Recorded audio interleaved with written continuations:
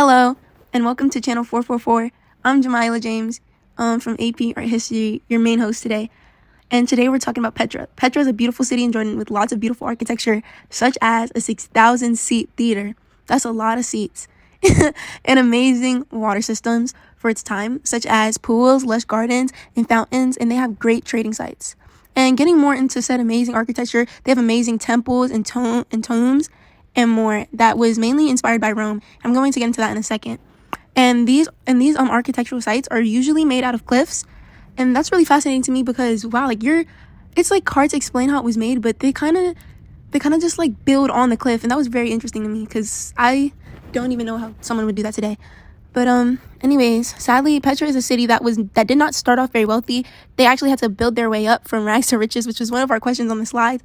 And the way they done that is that Petra is a great like site and community for trading. So basically, they basically got very into trade, and that helped them gain more money as a community. But the downfall of them not having a lot of money before coming up with trading as their means for success, they had no culture or traditional architecture models or anything. They didn't have anything.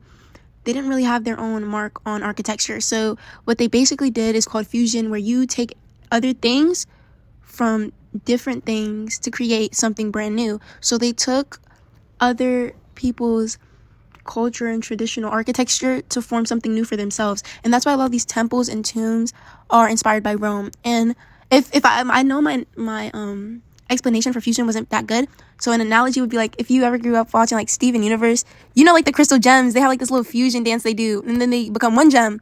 So it's kind of like that. And to me, that's pretty cool. So my co-host Brandon is going to be explaining his side of the project now. Good evening and welcome to tonight's news. We're going to be diving into history and architecture of Petra, an ancient city in Jordan. We are going to be talking about the facade treasury.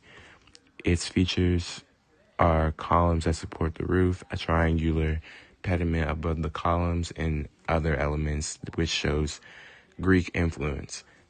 This structure serves as an entrance to the tomb, fulfilling both symbolic and practical purposes, which reflects the importance of Greek architectural elements. However, Petra's architecture also shows some deviations from traditional Greek architecture.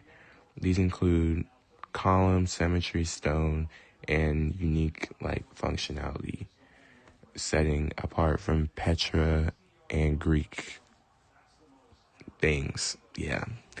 In a comparative look, we can examine the Great Temple and the mortuary temple of I'm not even try and pronounce that. Both temples share similarities in architectural style, religious significance, purpose, and location, highlighting the connectedness of ancient civilizations. Unfortunately, Petra was ultimately abandoned due to series of earthquakes, a decline in trade, and other factors. So they kind of fell off.